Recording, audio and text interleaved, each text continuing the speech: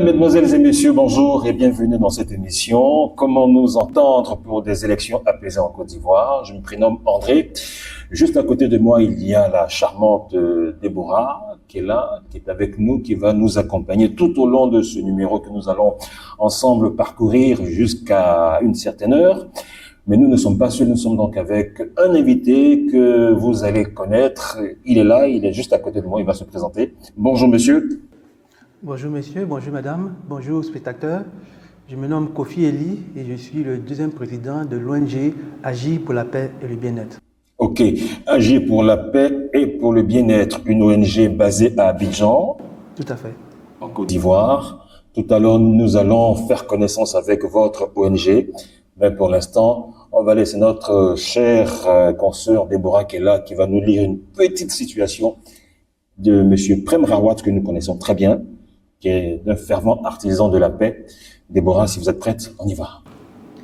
C'est dans cette optique, le 9 juin, que Prem Rawat et un groupe de personnes se sont rencontrés à Dynamix, un centre associatif de la région de Lambeth qui dispense des cours de boxe et de préparation à la vie quotidienne à des jeunes en danger. Le fondateur de TPRF a partagé ses réflexions sur la manière d'aider ces jeunes à sortir du cycle de la violence et de la criminalité, afin de les orienter vers un avenir plus prometteur. Ok, brève lecture faite par Déborah, qui est juste à côté de nous, avec la présence de M. Eli Kofi, deuxième président de l'APBE, qui est donc une ONG, Agir pour le bien-être de la paix, c'est ça? Agir pour la paix. Agir pour la paix, pardon, et pour le bien-être. Donc, nous avons tous les trois et nos téléspectateurs qui sont chez eux à la maison, qui nous suivent, entendu la lecture de Déborah. On veut mieux comprendre le message, ou du moins la portée du message de M. Prem Rawat. Pour nous qui sommes ici présents, comment pouvons-nous évaluer, ou du moins donner une certaine mesure de la compréhension de ce message de Prem Rawat? Voici la question que je pose. Mais cependant, on va laisser Déborah finir la lecture et on va revenir pour la discussion qui va nous conduire jusqu'au terme de notre émission. Je cite, « C'est votre monde et c'est à vous de décider de ce que vous voulez dans votre monde », leur a dit Prem Rawat. Car si vous écoutez votre cœur, vous saurez ce qu'il veut. Votre cœur veut la paix, votre cœur veut la joie. Votre cœur veut être comblé. Vous voulez sentir que vous êtes un être humain, pas une victime. Cela signifie que lorsque tout va mal, lorsque vous vous sentez découragé, il y a en vous un pouvoir plus grand que tout ce que vous avez pu imaginer. Ok. Un discours plein de bon sens. Voici un monsieur qui s'adresse à des jeunes qui, dans le départ, étaient adonnés à la violence, à la drogue, à la criminalité, et qui aujourd'hui tente de leur donner un second souffle en visitant un centre de formation de boxeurs. Est-ce que nous avons besoin de centres de formation de boxeurs en Côte d'Ivoire pour parler de paix, M. Eli Kofi? Je ne dirais pas forcément, Oui. mais déjà que des boxeurs s'intéressent à la paix, moi ça m'interpelle. D'accord. Ça veut dire qu'en dépit de l'image que la boxe peut donner, d'un sport un peu porté vers la violence, c'est les gens qui ont conscience de l'importance de la paix. Donc, pour moi, je pense que c'est important de voir que de telles personnes aussi s'intéressent à cette paix. Okay. Prem Rawat prêche la paix, votre ONG prêche la paix. Comment pouvons-nous faire la jonction des deux entités pour obtenir un seul et même résultat qu'est la paix? Merci, votre question est très importante parce qu'il ne faudrait pas que les actions dans le sens de la paix se heurtent, mais il faut qu'elles plutôt aillent dans le même sens. Mais effectivement, notre ONG s'appuie fortement sur le message de Prem Rawat. Pourquoi? Parce qu'il faut dire, lorsque notre ONG a été créée, notre première activité a été ce qu'on a appelé des conversations pour bâtir la paix en Côte d'Ivoire. Et ce n'était pas facile parce que lorsque des gens qui ont vu la guerre, qui ont perdu des proches, qui ont été violentés, et se retrouvent dans une situation où ils ont pratiquement tout perdu, c'est difficile d'avoir un message rassurant et leur faire comprendre que nous ne sommes pas là pour des intérêts politiques, mais plutôt pour les aider, pour nous aider à aller vers cette paix-là. Donc, d'abord, la première approche qui a été très délicate, les gens étaient méfiants. Il a fallu ôter un peu cette méfiance-là grâce à la présence des chefs communautaires. Et il faut dire que ce message de Prem a été très important parce qu'à l'écoute de ce message, les gens ont compris. Et qu'est-ce qu'ils ont compris, c'est que bien vrai qu'ils ont peut-être perdu beaucoup, mais l'espoir est toujours là. Ça veut dire qu'après tout, il faut aller de l'avant. Et grâce à ce message-là, nous avons permis à faire cette communion-là avec toutes ces personnes pour avoir ce même objectif de ramener la paix en Côte d'Ivoire. Ce sont des actions qu'on doit mener. Voilà, comme on le dit si bien, la paix n'est pas un vain mot, mais un comportement. Donc, je pense que le message de Prem Rawat va être mis en action, en exécution par l'ONG. Voilà, donc nous allons mener des actions, par exemple des campagnes de sensibilisation, des conférences, comme ce qui est en train de se dérouler en ce moment. Voilà, pour plus accentuer sur le message. Nous sommes à un moment critique, je dirais ça comme ça, de la vie politique en Côte d'Ivoire, l'approche des élections en 2025. Des supputations vont bon train, des commentaires fusent de part et d'autre, beaucoup de gens se posent des questions, beaucoup commencent à quitter le pays, beaucoup ont quitté le pays. Les gens sont tenaillés par la peur de revivre les mêmes vilains démons de 2010, de 2011, de 2005, de 2004, sous les deux présidents, Gbagbo Laurent et Alassane Ouattara, on se rappelle donc de 2010-2011. Les gens sont tenaillés par la peur. Quel message pouvez-vous véhiculer au peuple de Côte d'Ivoire à l'approche de ces élections qui sont fatidiques et qui font que plus d'une personne a peur de mettre son nez dehors? Ok, je vais commencer par une question. Allons-y. Et la question est la suivante. Quand est-ce que la violence doit s'arrêter? Je pose la question parce que, en écoutant le message de Prem Rawat, je retiens une chose importante. Notre avenir dépend de nous. Nous avons le pouvoir de changer l'avenir en notre faveur. Et si ça doit s'arrêter, c'est lorsque nous allons décider que ça s'arrête. Donc, la peur, elle peut continuer, mais on peut aussi arrêter cette peur-là. Si nous voulons avoir un pays serein en période électorale, c'est à nous de faire ce qui est nécessaire pour qu'il y ait cette paix-là. Je vais ajouter quelque chose. Il y a un pasteur américain que j'écoute souvent, Louis Farrakhan. Et c'est un farouche défenseur des droits de l'homme aux États-Unis. Comme on le sait, il a été pasteur depuis la période même du racisme aux États-Unis. Donc, ça a été des périodes très difficiles. Et il a dit aux Américains que pourquoi attendre des Blancs de faire ce que les Noirs ont besoin de faire lorsque les Noirs ont le pouvoir de le faire eux-mêmes. Pour revenir vers nous, nous avons tendance à dépendre de la politique des politiciens. Pourquoi attendre des politiciens de ramener cette paix-là, alors que nous-mêmes, nous pouvons faire en sorte qu'elle revienne? Donc c'est à chacun d'entre nous d'être acteur pour que la paix revienne en Côte d'Ivoire.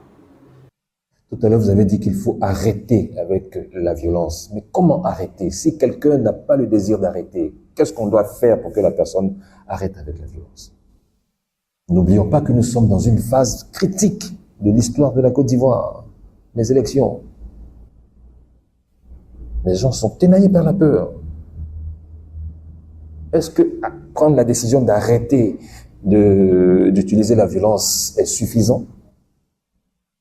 Est-ce le seul moyen par lequel on peut dissuader une personne de vouloir entrer en conflit avec une autre pour une histoire de politicien A ou de politicien B? Les gens veulent savoir. Les gens ont peur. Monsieur Eli Kofi, dans ce domaine, qu'est-ce que l'ONG peut faire pour que les uns et les autres ne soient plus ténaillés par la peur? Il peut y aller. Allez-y. Et c'est là que revient l'importance pour nous du message de Prem. Parce que Prem nous enseigne que la paix que nous recherchons n'est pas en dehors de nous, elle est déjà en nous. Mais c'est lorsque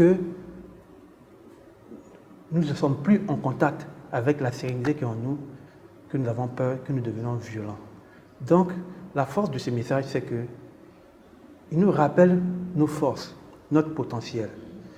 Et chaque individu a la possibilité d'être en paix, indépendamment de tout ce qui va se faire à l'extérieur.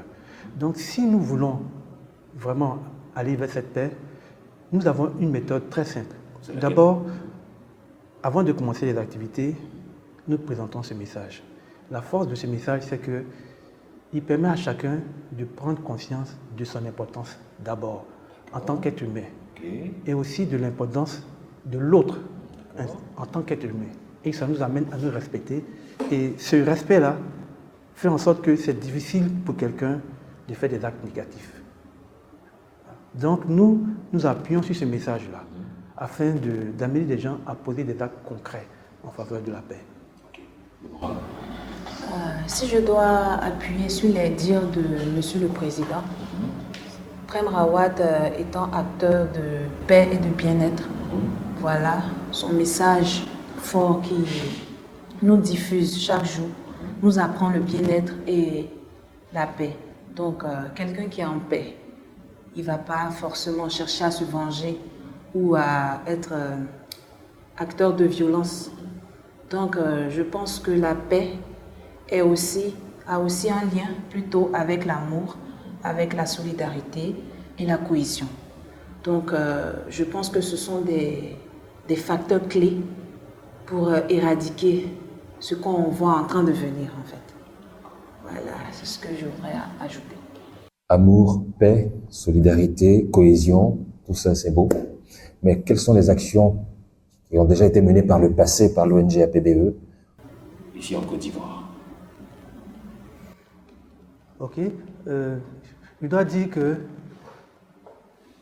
le premier objectif de notre ONG n'est pas de se contenter de faire des discours, de faire des causeries autour de la paix, mais plutôt d'amener des actions concrètes dans le sens de rendre cette paix effective.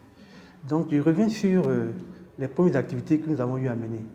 Et on les a nommées des conversations pour bâtir la paix en Côte d'Ivoire. On dit conversation, pourquoi?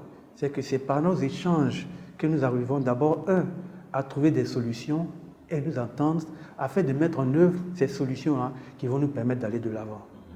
Et donc, lorsque nous avons fait ces conversations, notamment dans la commune de Yopougon, au début des années 2013, on se souvient que c'était une période très difficile parce que c'était juste quelques temps après cette crise que nous avons connue. 3 ans après. 3 ans après, voilà. Et donc, il y avait encore cette méfiance au sein des communautés. Et lorsque nous sommes allés vers ces communautés-là, nous nous sommes appuyés sur les chefs communautaires. Pourquoi? Parce qu'ils avaient déjà cette confiance avec leur population. Et donc, par leur canal, c'était plus facile de demander aux gens de venir pour qu'ensemble, nous puissions faire cette réflexion-là. Qu'est-ce que nous pouvons faire chacun pour contribuer à ramener cette paix en Côte d'Ivoire? Et je dois dire qu'il y a eu des expériences très fortes. Je me rappelle d'une expérience où il y a une dame qui disait que lorsqu'elle venait, elle avait la colère, elle avait la haine en elle après avoir subi toutes ces violences-là. Mais à la suite de cette rencontre, elle repart le cœur léger, le cœur en paix. Et qu'elle peut pardonner aujourd'hui à tous ceux qui lui ont fait. À ceux qui ont été ses bourreaux d'hier, on va dire. Deborah.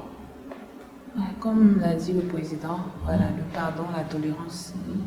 Parce que la plupart des Ivoiriens sont beaucoup animés de colère, de regret, de douleur, parce que la Côte d'Ivoire a saigné. Donc il y a vraiment un sentiment de vengeance, de justice qu'on veut mener nous-mêmes, qui crée cette tumulte. Moi, j'ai une simple question. J'aimerais savoir comment nous pouvons intégrer l'ONG. Question très importante cependant. Très important parce que nous sommes une ONG et nous n'avons que des volontaires.